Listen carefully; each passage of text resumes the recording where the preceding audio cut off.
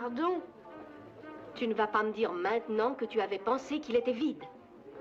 Sylvie! Oh! Ne peut-il rien faire dans la vie sans déclencher une avalanche? Va jouer, mon chéri. Quand je te vois un tel appétit, c'est que ça ne va pas. Sylvie, je vais divorcer. Comment?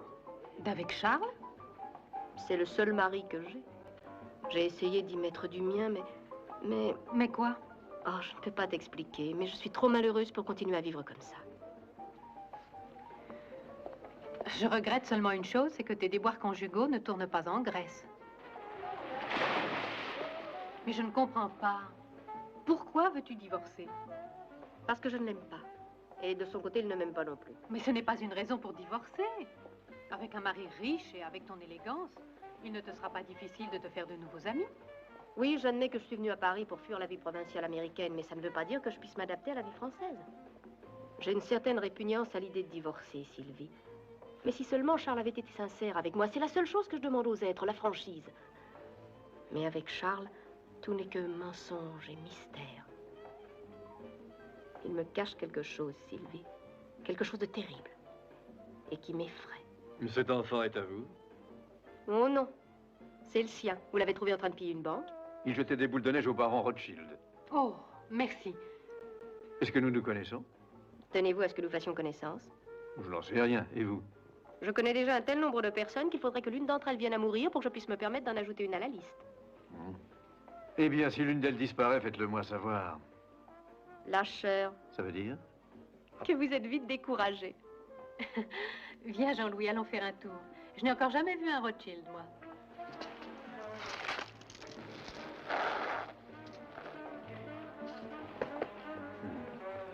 Un petit malin. Il m'a presque manqué. Merci. Vous masquez la vue. Oh, désolé. Quelle est la vue que vous préférez? Celle que vous me cachez. Ah. C'est ma dernière chance. Je prends l'avion pour Paris cet après-midi. Quel est votre nom? Pierre Josua. Moi, c'est Régine Lampère. Y a-t-il un monsieur Lampère? Oui. Tant mieux pour vous. Non, justement, je vais divorcer. Je vous en prie, pas à cause de moi. Non, voyez-vous, je ne l'aime vraiment pas. Vous, au moins, vous êtes franche. Y a-t-il une Madame Josua? Oui, mais nous avons divorcé. Oh, ce n'était pas une proposition, simple curiosité. Votre mari est avec vous? Oh non, Charles n'est jamais avec moi. Comment vous appelle-t-on, Pierre? Monsieur Josua. J'ai été ravi de parler avec vous. Oh, vous voilà fâché. Oh, non, je ne suis pas fâché, mais je dois aller préparer mes bagages. Je pars pour Paris, moi aussi. N'est-ce pas Shakespeare qui disait quand deux étrangers se rencontrent loin de leur pays, il leur faudra très longtemps avant de se retrouver? Shakespeare n'a jamais dit ça. Comment le savez-vous? Vous êtes terrible, c'est vous qui l'avez inventé. C'est vrai. Ne m'appellerez-vous pas?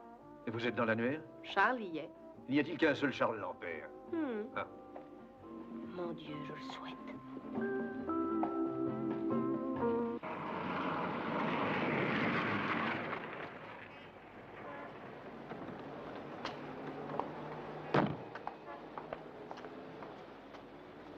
Au revoir, Sylvie. Et merci. Quand tu seras...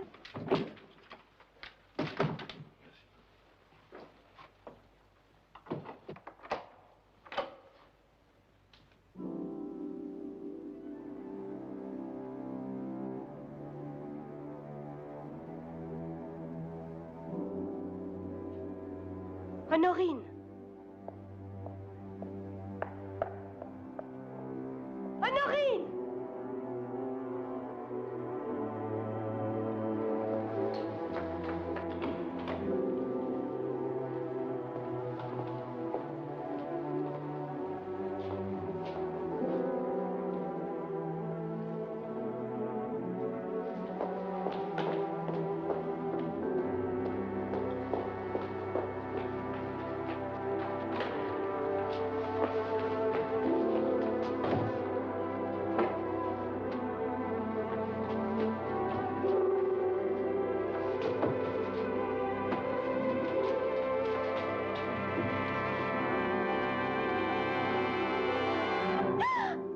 Madame Charles Lampère?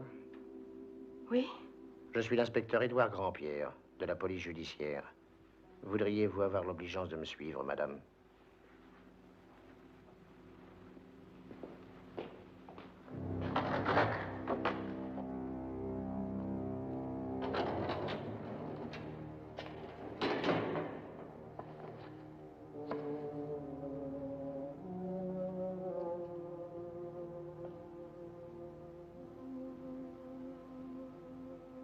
Eh bien, madame.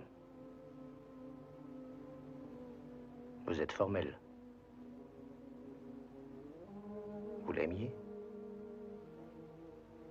J'ai terriblement froid.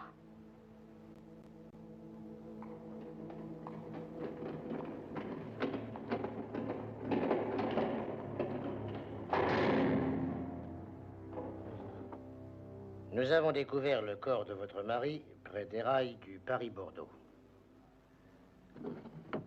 Il n'était vêtu que de son pyjama. Savez-vous quelle est la raison qui le poussait à vouloir quitter la France? La quitter?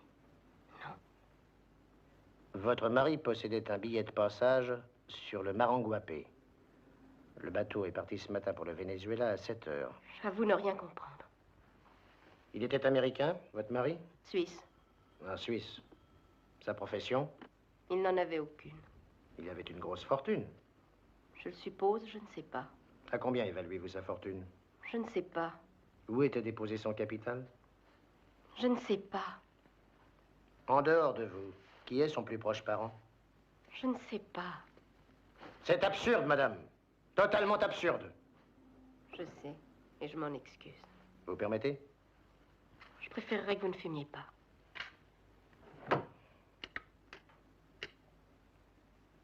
Les affaires de l'Ampère.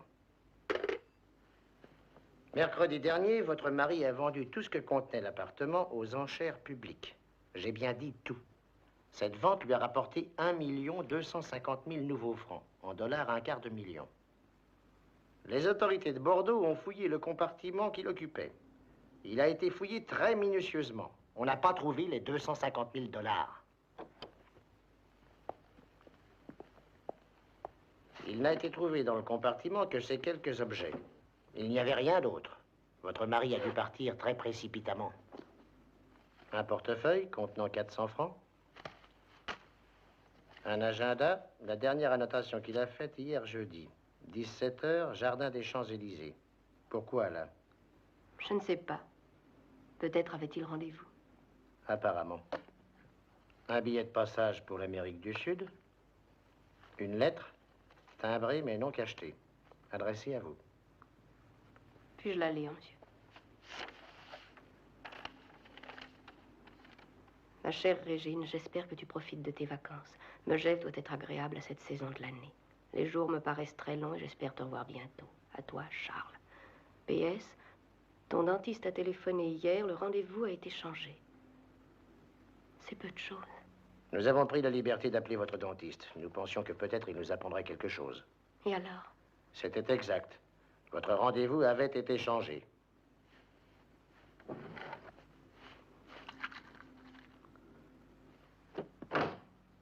Une clé de votre appartement, un peigne, un stylo, une brosse à dents, une boîte de poudre dentifrice. Et c'est tout. Si vous voulez signer cette liste, vous pouvez prendre ces objets avec vous. C'est tout, puis-je me retirer maintenant? Encore une question. Est-ce bien le passeport de votre mari? Oui? Et ça? Je ne comprends pas. Et ça?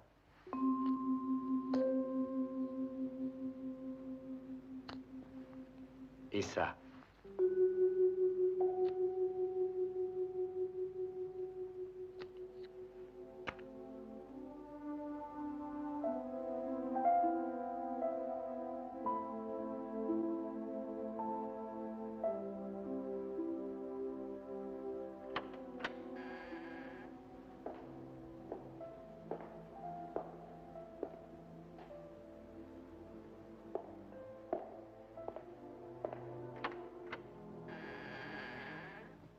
Je vous ai téléphoné, mais personne ne répondait. Bonjour. Bonjour. Je voulais vous dire combien je suis navré. Et je venais voir si je pouvais faire quelque chose pour vous. Mais comment êtes-vous au courant? Cet après-midi, toute la presse en parlait. Croyez-moi, je suis désolé. Merci. J'ai appuyé sur la sonnette, mais ça n'a pas sonné, je crois. Je sais, il n'y a pas d'électricité. Mais comment tout ça s'est-il passé? Charles a tout vendu aux enchères. C'est tout ce qu'il me reste. J'aime cette pièce, mais à vrai dire, Charles ne l'a jamais regardée. Seulement ce qu'il a meublé. Je crois que je la préfère ainsi.